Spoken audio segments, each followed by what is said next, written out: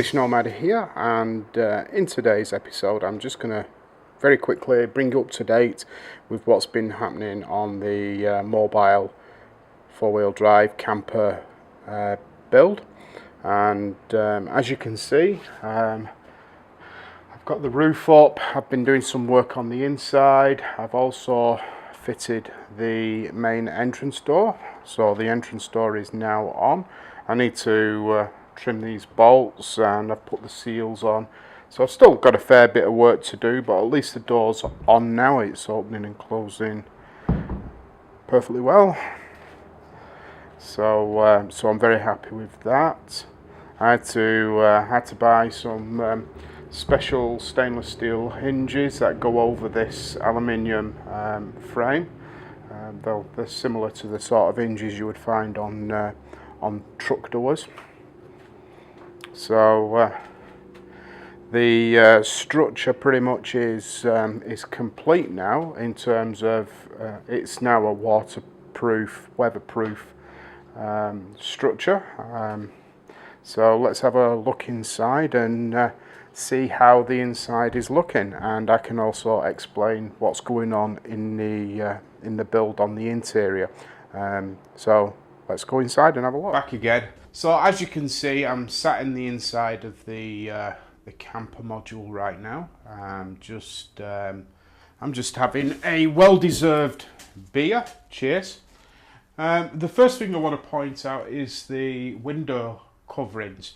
So I've installed all of the shades. So these windows come with a shade that clicks into the bottom section here, and when I pull it up, it's a fly screen, and then I can just separate the two like that to open and close the windows, and then for privacy I can pull that down at night. And if I want to just have some daylight with the windows open, I can still have the fly screens. So I was really impressed with this particular feature. The windows are double glazed as well. They're made by a company called Aussie Traveller, locally sourced in Australia. Nice looking window. So all three of the windows are exactly the same, so I don't need to show you all three. They're all identical. Okay, so what I've got laid out here is all of the main electrical and plumbing components. I have the batteries here. The batteries are pretty much in the position where they're going to live. I need to fabricate some kind of a tray to mount them into and secure them down. That shouldn't be too difficult, so I'm going to do that over the next couple of days.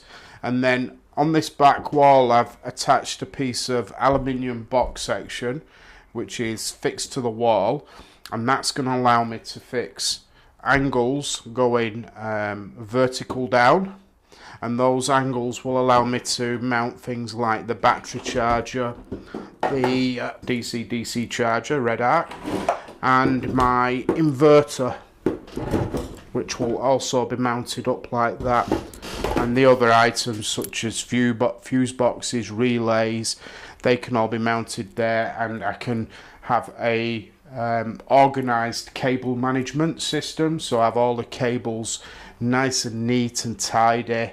There's not worse than having a spider's web of cables, and I've seen some which are like a bird's nest, but no, I want to have a really nice organized area here which is going to have all of my electrical stuff easy to get to, easy to work with, and that will make life a lot easier for me in terms of having a reliable electrical system, a reliable power source on the road. So you can probably make out all these cables down here. This is just some of the cabling I'm going to be using.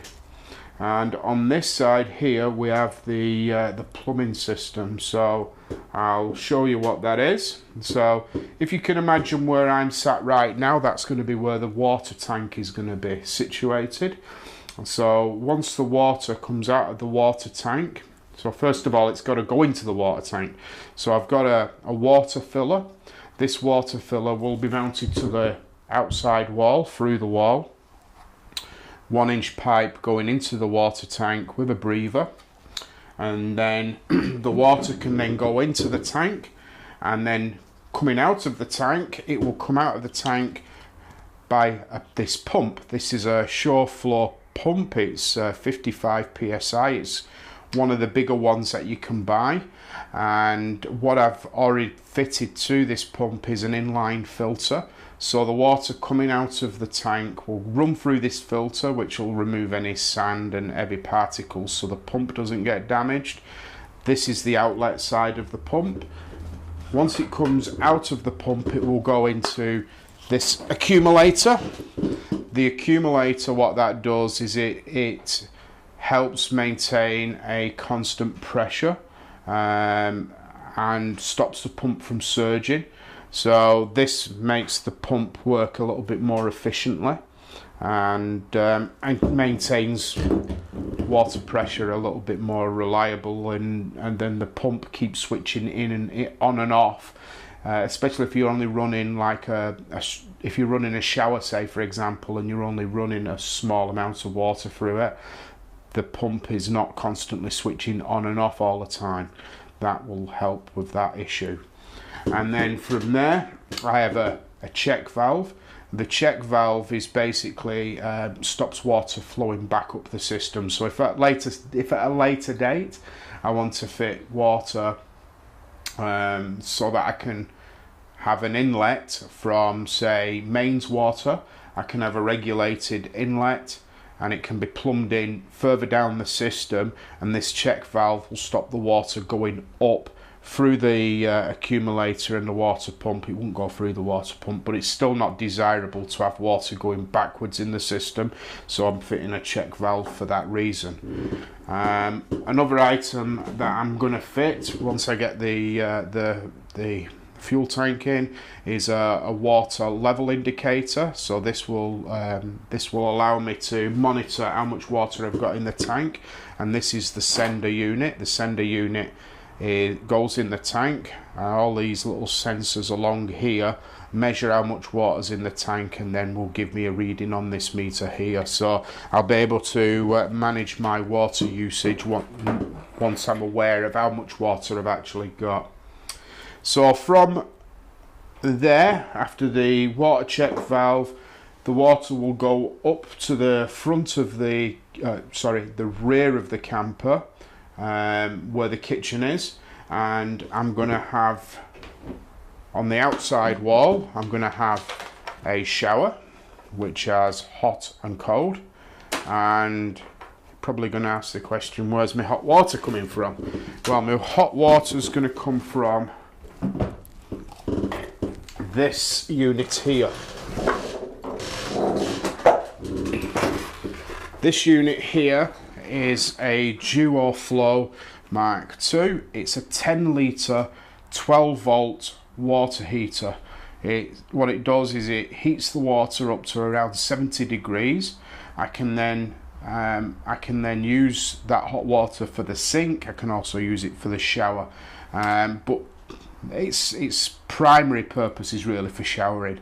So I'm going to fit an outside shower that's going to go on the back wall with a shower curtain on the back of the unit, and I can get my hot water for showering from this. And apparently it does have 240 power, so if I utilize the 240 power when I'm at a campsite, I can get hotter water, and obviously I'm not going to be draining the batteries. So I'm going to have to manage my power consumption with this. So it will probably get used mostly when the vehicle is moving and the engine's running. That way it's not draining the batteries.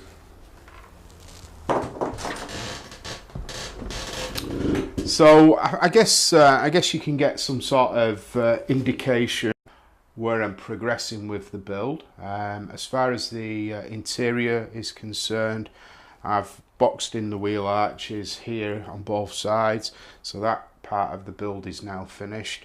All I have to do now is get all of the main electrical and plumbing components fixed and in place, and then I can start building the furniture, and that's when it gets really exciting, because that's when this thing will really start to take shape as a somewhere for me to live while I'm on the road. So I hope you can see the vision for what I'm doing, and just as excited as I am about where I'm up to.